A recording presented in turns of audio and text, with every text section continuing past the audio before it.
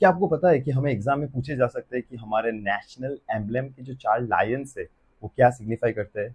और ये भी पूछ सकता है कि हमारा नेशनल हेरिटेज एनिमल क्या है? If you want to know इनके आंसर्स क्या है and also some really important facts, तो I welcome you to this wonderful channel of Sharpener. My name is Rahul Debroy and today in this video we are gonna talk about the national symbols of this country. ठीक है, extremely important from exams point of view. आप grade 3 दे रहे हो, SSC दे रहे हो, आप कोई भी एग्जाम दे रहे हो, जहां पे भी जीके है, ये टॉपिक से आपसे आपको क्वेश्चन पूछा जाता ही है.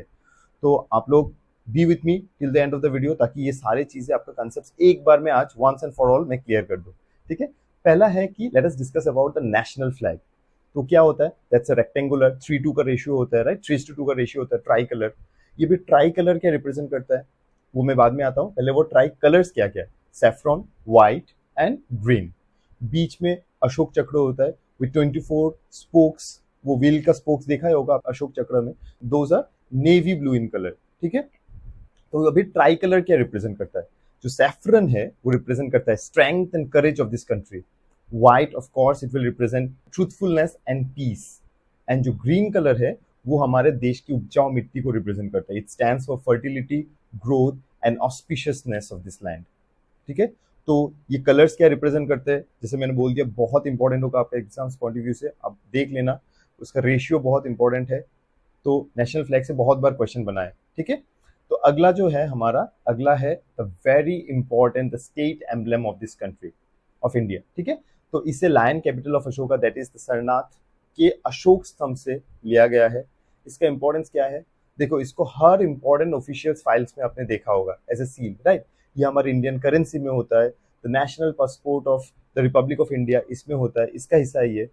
हर गवर्नमेंट लेटर हेड में आपने इसको देखा होगा, ये इसका पार्ट होता है.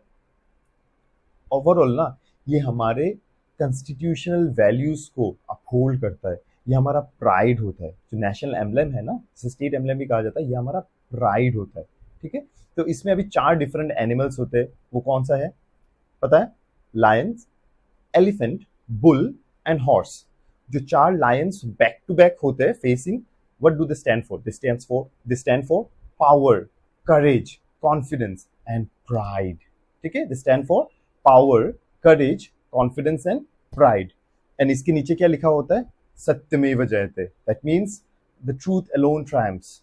तो इसका मतलब क्या है? आखिर में हमेशा जीत सच की होती है, राइट? तो इससे ऑफिशियली 26 जनवरी 2050 को अडॉप्ट किया गया था. अ वेरी इंपॉर्टेंट पॉइंट, ये भी आप नोट करके रखना, एग्जाम पॉइंट ऑफ व्यू से बहुत जरूरी होने वाला है. ठीक है, 4 लायन क्या क्या एनिमल्स है, कौन सा साइड में क्या एनिमल है, ये इसके नीचे क्या लिखा है, सत्यमेव जयते का नाम क्या, अर्थ क्या है, सारा जरूरी है. नेक्स्ट हो गया हमारा नेशनल एंथम. तो जनगण मन, नेशनल सॉन्ग नहीं, एंथम है. तो आपको पता है किसने लिखा है? द ग्रेट रविन्द्रनाथ टैगोर ने लिखा है इसके.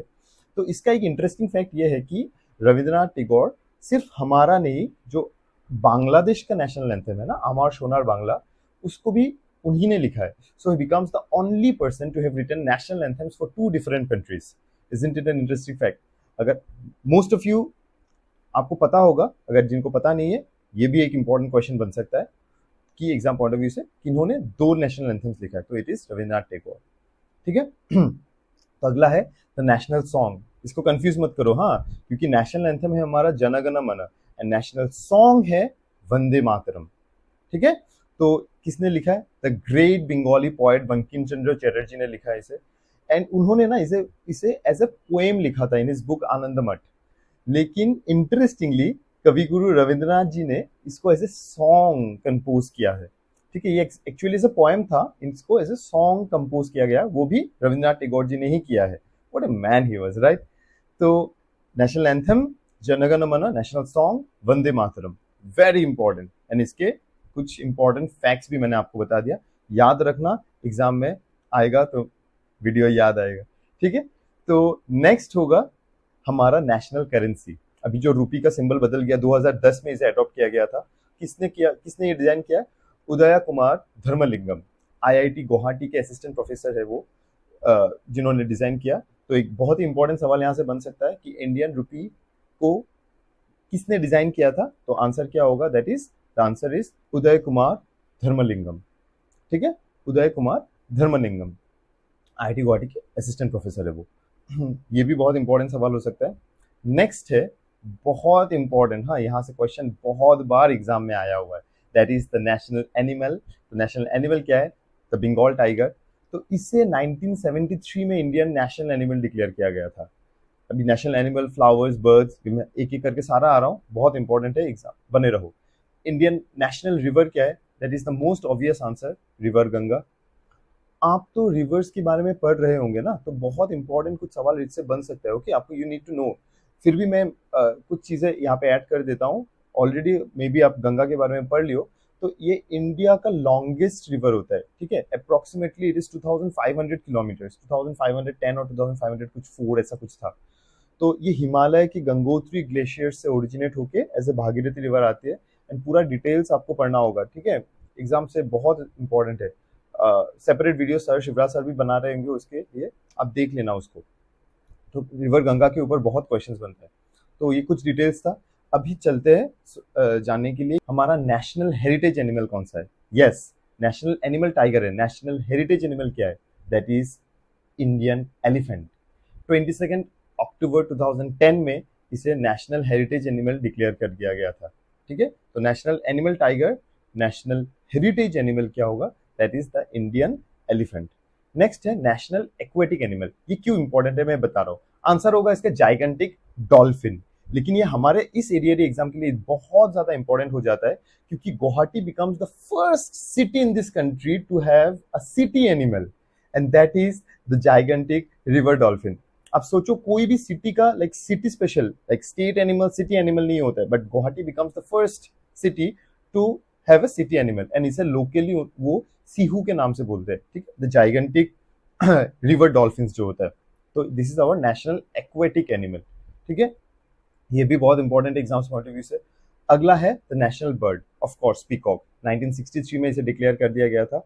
एंड लास्टली बट इसका आंसर क्या होगा आप मुझे बताओगे, ठीक है। इसका क्वेश्चन है what is the national tree of this country.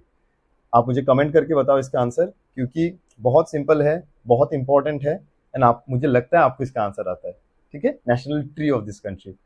Anyway, तो ये रहा कुछ नेशनल सिंबल्स रिलेटेड डिस्कशंस, जो कि आपके एग्जाम रिलेटेड बहुत इंपॉर्टेंट होने वाला है, ठीक है। यहाँ से एक ना एक क्वेश्चन आप एक्सपेक्ट कर ही सकते हो, एंड इसके रिलेटेड कुछ डिटेल्स मैंने बता दिया। तो थैंक यू सो मच। अगर आप यहाँ तक वीडियो को देख रहे हो, आई वुड रियली अप्रिशिएट आप अगर इसको सब्सक्राइब कर दो, अपने दोस्तों को रेफर करो, ताकि उनको भी ये नॉलेज मिले, उनका भी साथ में एग्जाम्स क्लियर हो आपके साथ, तो आप लोग एक साथ जॉब करो, इसका एक अलग ही मजा है, ठीक है। Thank you so much guys, keep watching, please subscribe to us, hit the notification icon, ताकि आपसे एक भी वीडियो मिस ना हो, and keep preparing. I see in the next video. But आपको और कोई टॉपिक, मैं बहुत सारे स्टैटिक जीके के ऊपर मैं क्वेश्चन मतलब वो बता रहा हूँ। बाकी हमारा जीके का सोशल साइंस वाला सेक्शन भी सर शिवराज बना रहे, जयदीप सर, मैं और शिवराज सर मिलकर हम लोग मैथ्स, रीजनिंग, इंग्लिश भी कवर कर रहे हैं। और कोई टॉपिक रिलेटेड जीके का स्पेशली एटलीस्ट अगर आपको वीडियो चाहिए, please write to us, comment करो, will try and make the video as early as possible, ठीक है। Thank you so much guys, I will see in the next video, keep preparing.